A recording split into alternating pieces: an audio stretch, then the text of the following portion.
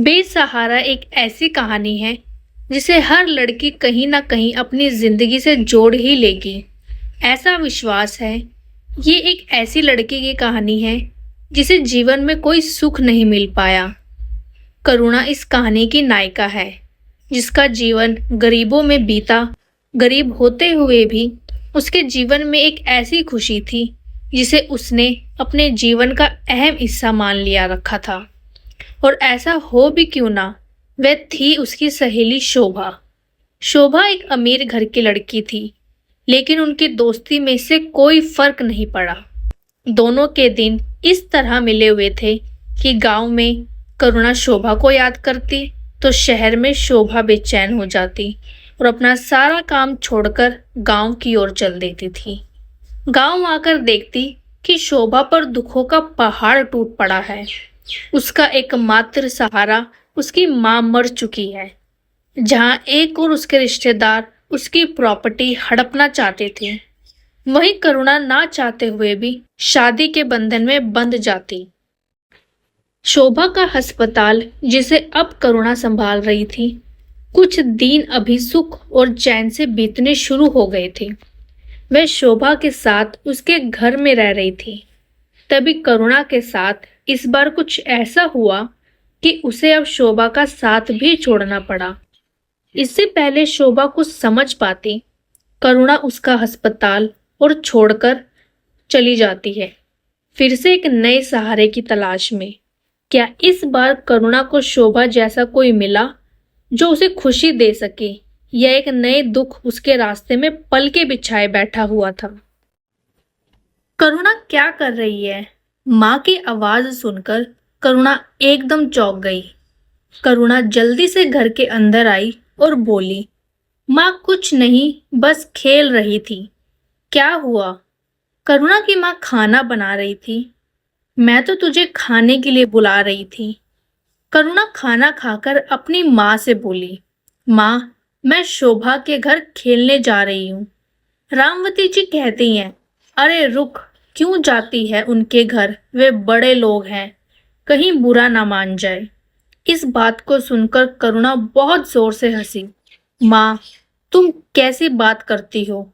मेरी सबसे अच्छी सहेली है, अभी जाने दो, थोड़ी देर में आ जाऊंगी। ये सुनकर रामवती का मन पिघल गया।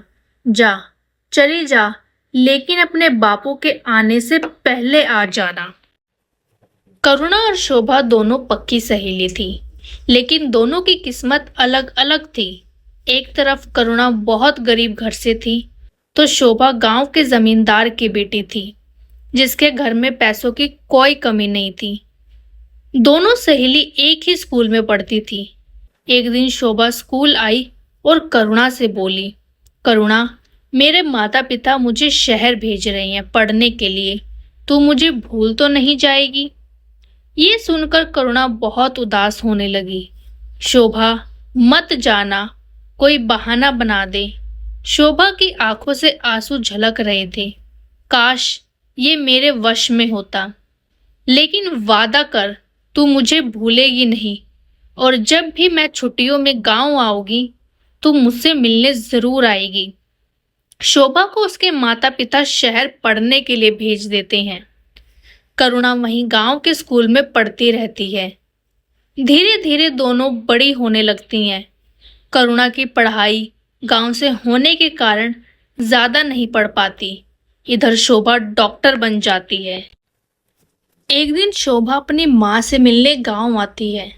माँ से मिलकर वह जब जाने लगती है, शोभा शहर से अपनी सहेली के लिए बहुत से उपहार लाई थी। वह भागती हुई जाने लगती है। तभी उसकी माँ टोकती है, बेटा वो लोग बहुत बुरे हालत में हैं, उसके पिता का स्वर्गवास हो गया है। माँ भी बहुत बीमार रहती है, मुझे लगता है उसका रिश्ता पक्का हो गया है। शोभा करुणा से मिलने पहुंच जाती है। दरवाजा खटखटाने पर करुणा दरवाजा खोलती है।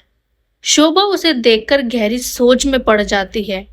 एक बार तो उसे ऐसा लगता है कि ये कोई और है, लेकिन जब ध्यान से देखती है तो करुणा ही थी।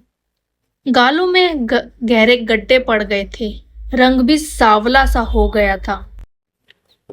इधर करुणा भी एक बार शोभा को देखकर हैरान रह गई। शहर जाकर उसके तो ढंग ही बदल गए। एकदम अप्सरा सी लग रही थी। करुणा एकदम उसे देखे ही जा रही थी। उसे देखकर शोभा ने कहा, अंदर आने के लिए कहेगी या यहीं खड़ा रखेगी? करुणा जैसे नींद से जागी। हाँ हाँ, अंदर आना। तुझे देखा तो अपनी सुध बुध भूल गई। कैसी है तू? एक साथ सवालों की बौछार सी कर दी करुणा ने। शोभा ने अंदर आकर देखा, एक टूटी सी खाट पर उसकी माँ पड़ी है। पास ही कुछ दवाइयां रखी थी। शोभा को देखकर रामवती ने उठने की कोशिश की।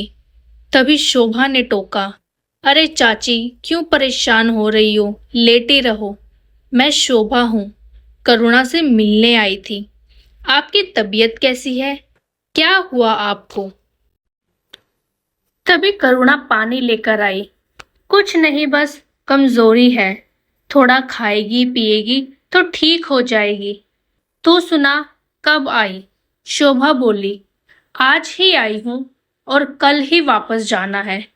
थोड़ा सा टाइम था तो सोचा तुझसे मिलाऊं। मैंने सुना है कि तेरा रिश्ता पक्का हो गया। ये सुनकर करुणा थोड़ा उदास हो गई। तभी रामवती ने बताया, बेटी, पास ही के गांव में एक लड़का है। घर में उसकी माँ और छोटा भाई है। शरीफ लड़का है, शहर में नौकरी करता है। रोज बाइक से शहर जाता है और शाम तक लौट आता है। उम्र थोड़ी ज्यादा है। रामवती ने आगे बताते हुए कहा, बेटी, इसके पिता चल बसे। मेरा भी कोई भरोसा नहीं कि मैं चाहती हूँ इसके हाथ पीले हो जाए तो सब चिंता मिट जाए। लेकिन तू इससे पूछो तो कहती है तुम अकेली हो जाओगी। मैं तुम्हें छोड़कर कहीं नहीं जाऊंगी। अब तू ही इसे समझा। शोभा करुणा को बाहर ले आती है। क्या बात है करुणा, तुझे लड़का पसंद नहीं है क्या? करुणा उसके गले लगकर रोने लगी। नहीं, मैंने लड़का नहीं देखा। वो तो ताऊजी रिश्ता पक्का कराए। वो बात नहीं है। माँ को अकेला कैसे छोड़ दूं? शोभा ने उसकी बात समझते हुए कहा, वो बात तो तेरी ठीक है, लेकिन शादी तो करनी पड़ेगी। ये सोच, माँ को कुछ हो गया तो तेरी शादी कैसे होगी? और अगर एक बार तेरी शादी हो गई तो तेरा पति अच्छा निकल गया तो तू उसके साथ कभी भी अपनी माँ से मिलने आ सकती है। वैसे भी चाची कुछ दिनों में ठीक हो जाएगी। करुणा कहती है, नहीं, वो अब ठीक नहीं होंगी। डॉक्टर जवाब दे चुके हैं। कैंसर है, आखिरी स्टेज का। उन्हें कुछ बताया नहीं है, तू भी मत बताना। ये सुनकर शोभा ने कहा, फिर तो इससे अपनी माँ की अंतिम इच्छा मानकर पूरा कर और शादी कर ले, हो सकता है तो। तेरी माँ जो इतना कष्ट पा रही है तेरे हाथ पीले करने के चक्कर में, उन्हीं के प्राण कहीं वहीं ना अटके हो। ये सुनकर करुणा रोने लगी।